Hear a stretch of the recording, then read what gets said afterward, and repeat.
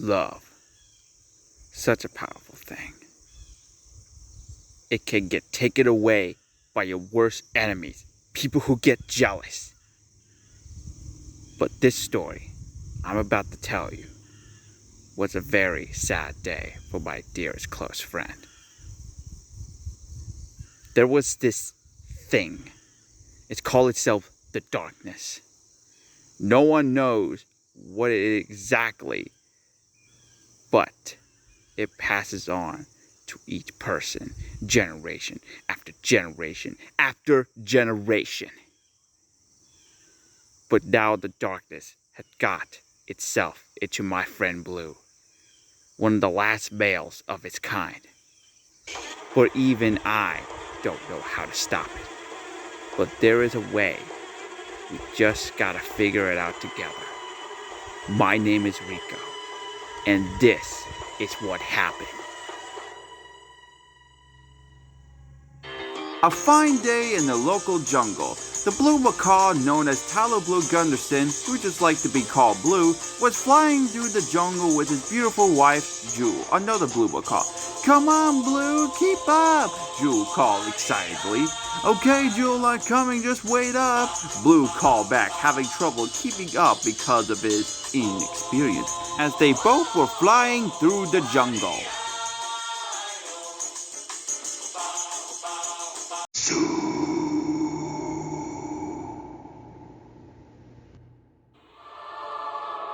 A grunted voice called out.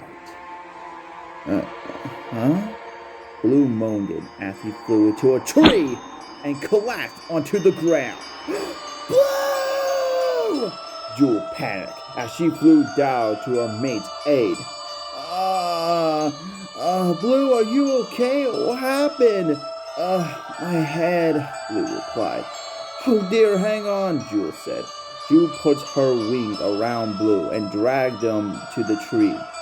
She sat down, leaning against the tree, and put Blue in front of her body to try and make him comfy.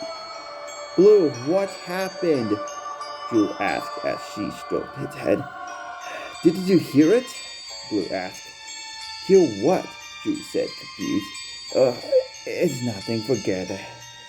Must be my imagination," Blue replied as he tried to get up. "Blue, it's okay, just relax. Don't try and force yourself up," Jewel said. "What did you hear?" I heard a voice. It said to me, 'soon.' It had a really evil voice," Blue answered. "Blue, it's okay. It was just your mind playing tricks on you," Jewel said as she helped them up. "Now, let's get some food." "Okay, I think I can still fly," Blue said as they both fly. What was that voice? It sounded like, I don't know. Maybe Jewel is right. Maybe a good night's sleep will do me good. The following evening, it was almost time for bed. The two lovebirds sat in their tree hollow, each eating a mungo for dinner. "So, Blue, your head still hurts?" Jewel inquired. "Yeah, I feel better now. I'm sure a good night's sleep will do me good," Blue replied. "Well, it's time for bed. Come on," Jewel said, lying down in the nest. "Come on, Blue. I need someone to cuddle," Jewel said, motioning him to come into the nest. "Coming, sweetheart," Blue replied. Blue got into the nest with Jewel, and they both wrapped their rings around each other, getting ready for a peaceful sleep. "Good night, Blue," Jewel said as she got comfy in his neck. "Good night, Jewel," Blue replied as he rested his head just above hers. But as Blue was almost asleep, a voice called out again. "Blue, use my powers." What was that? Blue said to himself as he looked around. "Use my powers." It said again. Suddenly, Blue felt a big pain in his back, and tried his best to ignore it, but it was impossible. Ugh, what's happening?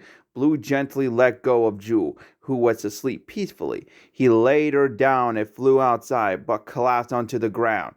Blue fell to the ground onto its stomach and cried, "Help me!" Well, well, well, what do we got here?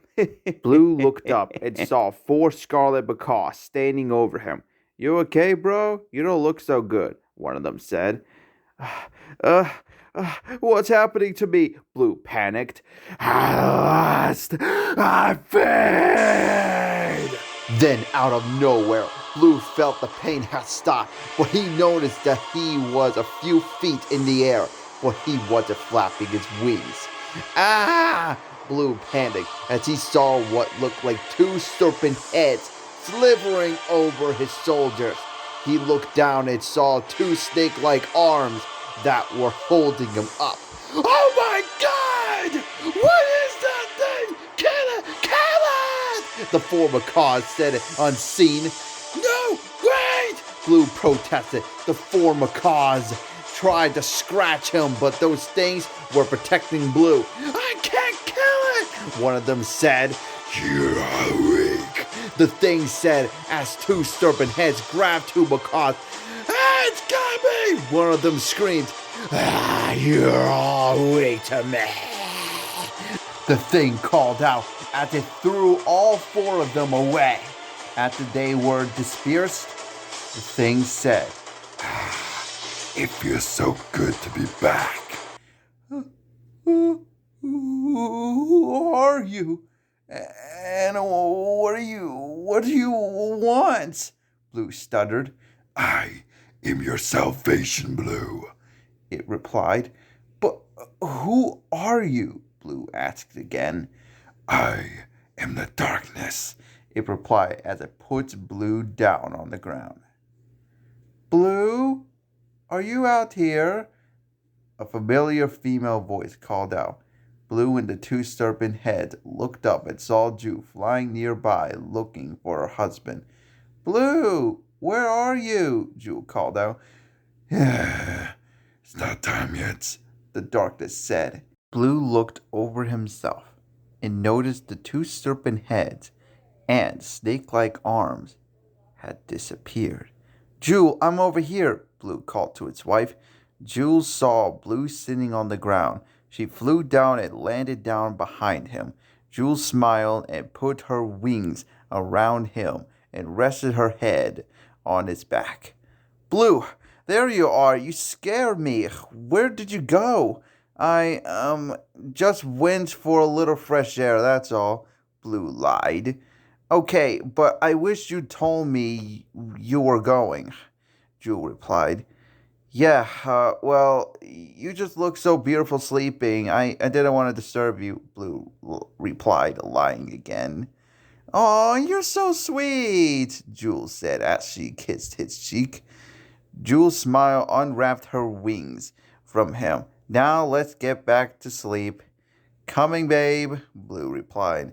So the 2 macaws flew back to their home in their tree hollow to resume their sleeping session. "Now, Blue, you want to sleep in my wings or I sleep on your wings? Or we both cuddle each other," Jewel offered. "Well, since I left, I think you should sleep on my wings," Blue replied. "Well, if you insist, Meinster," Jewel smiled. "Well, come on over," Blue said as he lied down in his nest. Seconds later, Jewel lied down on top of him, using his body as a pillow. "Good night, clumsy," Jewel said as she pressed her head into his neck. "Good night, beautiful," Blue replied, falling asleep himself.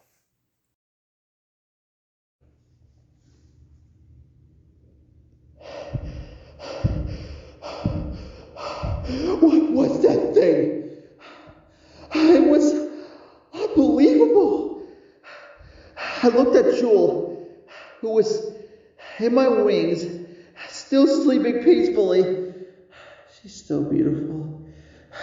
Realized at this point, what if the darkness comes out when Jewel's around? I slightly panicked. I looked outside and it looked about 5 a.m. in the morning, but the sunlight was almost here. I gently let go of Jew, kept her in the nets, and I flew outside for a bit of fresh air. But then, Yes, darkness. it said again.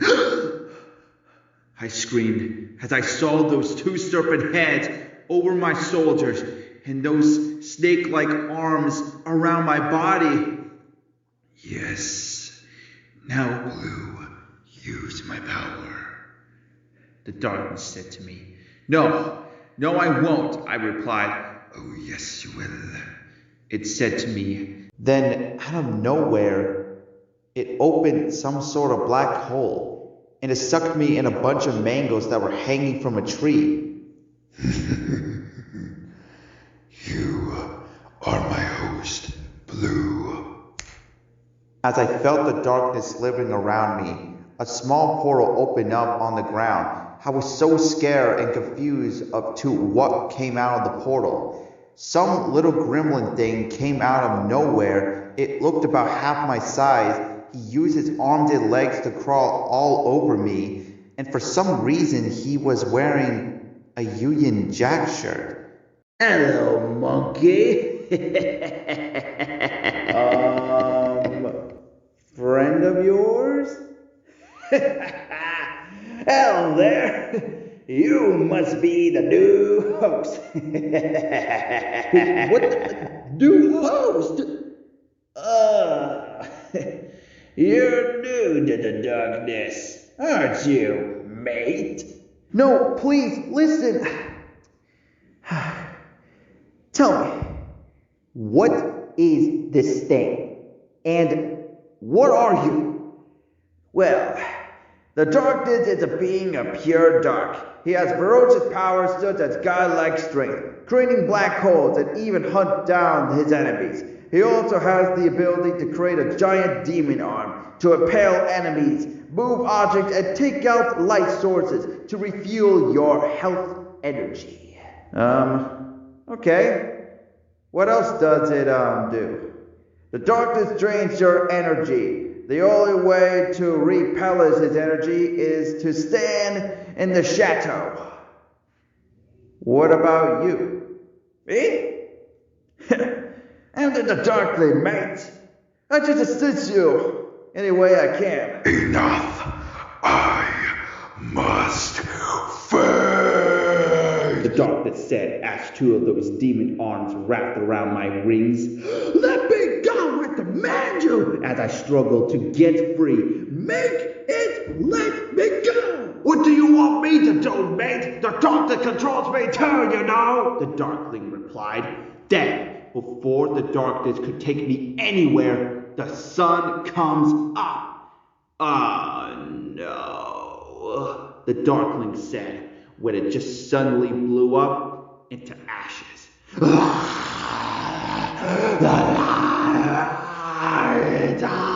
The darkness screamed when suddenly the serpent heads and the demon arms were back inside.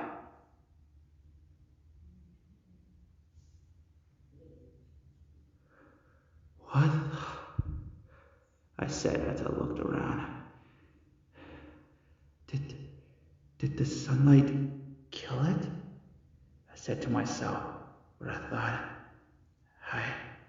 we better get back inside before Joe wakes up. So, I took flight into my tree hollow, and lucky for me, Joe was still asleep. I gently lay back down.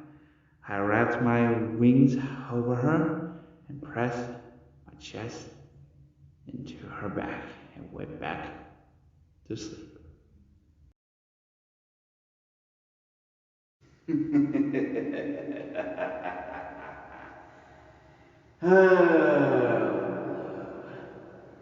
You're such a fun fella, Mate.